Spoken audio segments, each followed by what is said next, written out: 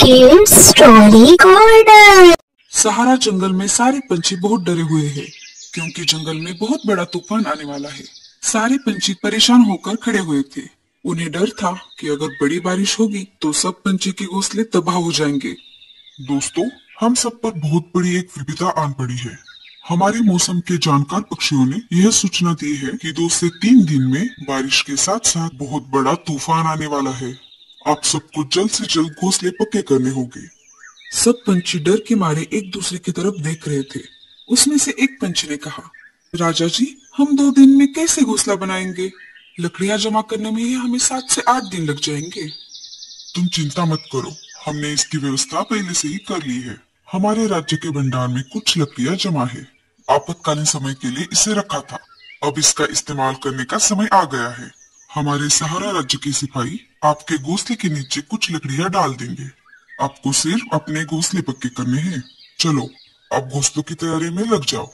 सारे पंछी अपने अपने घोंसले की तरफ निकल पड़े। अब मैं क्या करूं? मेरा तो इस दुनिया में कोई नहीं है और अब मुझसे ये सब काम भी नहीं होते। तुम चिंता मत करो मीनू मौसी, मैं हूं ना आपके साथ। हम दोनों मिलकर अपना घोंसला बनाएंगे ताकि दोनों का समय बच जाए। नहीं नहीं, मुझे किसी का एहसान नहीं चाहिए। अगर कहीं तुमने बारिश के समय घोंसले से बाहर निकाल दिया तो मेरा क्या होगा फिर? मैं कहाँ पर जाऊंगी? ऐसी बात नहीं है मीनू मौसी, मैं तो हम दोनों के भले के लिए कह रही थी ताकि दोनों का समय बच जाए। रहने दो, मैं देख लूंगी। ठीक है, जैसे आपकी मर्जी। सब सिपाही पंछी की राह देख रहे थे। सबको घोंसला जो बनाना था। थोड़ी देर बाद सिपाही पंछी लकड़ियां लेकर आ गए। उन्होंने हर एक पेड़ के नीचे लकड़ियां डाल दी। मीनू मौसी और लाडो लकड़ियों के पास आ जाती है। उन दोनों से पहले कालू कौवा और भूरा कौवा वहां पर पहुंच चुके थे। आ गए दोनों। काम के समय पर तो गायब रहोगे और जब प्रसाद बट रहा हो तो दोनों पहले से हाजिर रहते हैं। मतलब ही कहीं के। अरे मीनू मौसी, इन लकड़ियों पर सिर्फ तुम्हारा नाम नहीं लिखा है, इन पर हमारा भी अधिकार है। हाँ हाँ, मुझे मत सिखाओ क्या अधिकार है और क्या नहीं। मैं तुम जैसों को बहुत अच्छी तरह से जानती हूँ। ये सिर्फ 3 घोंसले बनाने जितनी ही लकड़ियाँ है और इनमें से मैं मेरा हिस्सा नहीं देने वाली।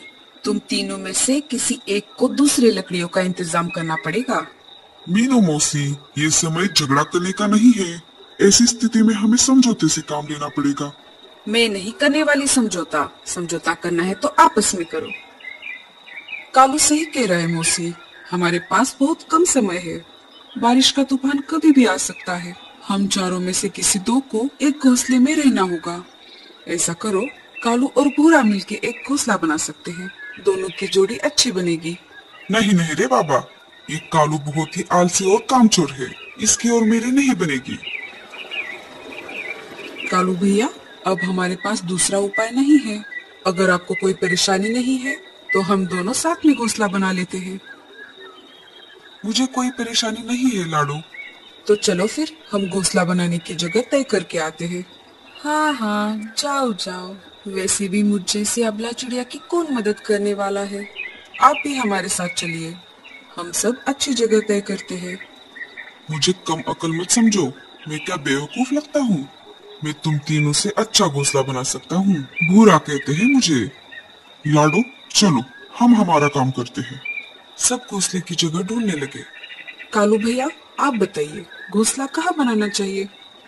अरे उससे क्या पूछ रही हो, मैं बताती हूँ। वैसे भी तुम दोनों से ज्यादा मुझे अनुभव है। घोंसला ऐसी जगह पर बनाना होगा जहाँ पर लकड़ियाँ लाने में परेशानी ना हो। नहीं लाडो, घोंसला ऐसी जगह पर बनाना होगा जहाँ पर बाढ़ का पानी ना पहुँच पाए। आपने ठीक कहा कालू भैया, हम ऊंची जगह पर ही घोंसला बनाएंगे। हाँ हाँ, तुम्हें तो उसकी बात ही ठीक लगेगी। तुम्हारे घोंसले का पार्टनर जो है, मैं तो चली मेरा घोंसला बनाने। ऐसा कहकर मीनू मौसी लकड़ियां लाने के लिए निकल पड़ती है। लाडो, तुम घोंसला बनाने में माहिर हो। तुम घोंसला बनाओ, मैं तुम्हें लकड़ियाँ ला कर दूंगा। हाँ कालू भैया, इससे हमारा काम भी आसान होगा। अब क्या था, सब तो तय हो चुका था। कालू लकड़ियां उठा कर लाता और लाडो घोंसला बनाने लगती। इधर भूरा कौवा वजन में हल्की लकड़ियां उठाकर अपनी डाली पर रख रहा था। मैं चुपके से जाकर कुछ लकड़ियां उठाकर लेकर आती हूँ। इधर भूरा जमीन से लकड़ियां उठाकर पेड़ की डाली पर रख देता और इधर मीनू मौसी उस रखे हुए लकड़ियों को उठाकर अपने डाली पर रखती। अरे ये क्या हो रहा है? बहुत देर से मैं लकड़ियां इकट्ठा कर रहा हूँ पर लकड़ियां तो जमा ही नहीं हो रही। चलो, मुझे लगता है इन लकड़ियों से मेरा घोंसला बन जाएगा। ऊपर कालू और लाडो की मेहनत की वजह से उन दोनों का घोंसला बनकर तैयार हो गया। उन दोनों का घोंसला तैयार हो चुका है। ये देखकर मीनू मौसी बहुत जलने लगी। उई माँ, मर गई रे। लाडो और कालू दोनों मीनू मौसी के पास आ जाते हैं। क्या हुआ मौसी? लगता है ज्यादा वजन उठाने की वजह से मेरे पैर में मोच आ गई है। अब मैं घोंसला कैसे बना पाऊंगी? आप रहने दीजिए मीनू मौसी, हम है ना, हम आपको घोंसला बनाने में मदद करते हैं। मुझे लगता है आपको मेरे घोंसले के बाजू में घोंसला बनाना चाहिए। मुझे लगता है मैं ज्यादा ऊपर उड़ नहीं पाऊंगी, तुम यहीं पर घोंसला बना लो। ठीक है मौसी। ऐसा कहकर लाडो और कालू ने मीनू मौसी का घोंसला बनाना चालू कर दिया। मीनू मौसी मस्त आराम कर रही थी और दोनों घोंसला बनाने में लग गए। थोड़ी ही देर में घोंसला बनकर तैयार हो गया। लो मौसी, घोंसला बनकर तैयार है। अब हम सबको अंदर जाना होगा, वरना बारिश का तूफान कभी भी आ सकता है। इधर भूरे ने जैसे तैसे अपना घोंसला तैयार कर लिया और वैसे ही अंदर जाकर सो गया। कालू भैया, मुझे नहीं लगता कि बारिश 4-5 दिन रुकने वाली है। हमें अनाज का प्रबंध करना होगा। हाँ लाडो, मुझे एक जगह पता है, वहाँ पर बहुत सारा अनाज है। हम जाकर वो अनाज लेकर आते हैं। दोनों ने 4 से 5 दिन तक चले इतना अनाज इकट्ठा कर लिया। रात हो गई। सब अपने अपने घोंसले में बैठे हुए थे। तभी तेज बारिश के साथ साथ बहुत बड़ा तूफान भी आ गया।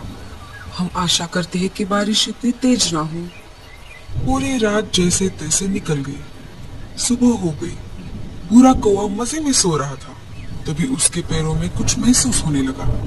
अरे ये क्या हो रहा है? मेरे पैर इतने ठंडे क्यों हो गए हैं? भूरा नीचे नजर घुमाता है तो बारिश का पानी पूरे घोंसले में फैल चुका था। भूरा उस डाली से उड़कर ऊपर वाली डाली पर जाकर बैठता है। मुझे लगता है पानी इससे ऊपर नहीं आएगा।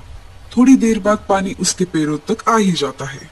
जैसे ही पानी बढ़ने लगता है, उसकी नींद फिर से खुल जाती है। पानी बहुत ऊपर तक आ गया। मैं एक काम करता हूँ, घोंसले के ऊपर जाकर बैठता हूँ। भूरा घोंसले से निकलकर बाहर आ ही रहा था, तभी उसका घोंसला बाढ़ की पानी में बह जाता है। वो मीनू मौसी के घोंसले के पास आ जाता है। मीनू मौसी, दरवाजा खोलो, मेरा घर पानी में डूब गया है और मैं बाहर बारिश में भीग रहा हूँ। अरे ओ मीनू मौसी, खोलिए ना दरवाजा। मीनू मौसी को भूरे कौवे की आवाज सुनाई दे रही थी, पर वो सुनकर अनसुना कर देती है। ये तो मीनू मौसी की आदत ही है, किसी की मदद न करना और खुद की भलाई का इंतजाम करना। भूरा कौवा लाडो के घोंसले के पास आ जाता है।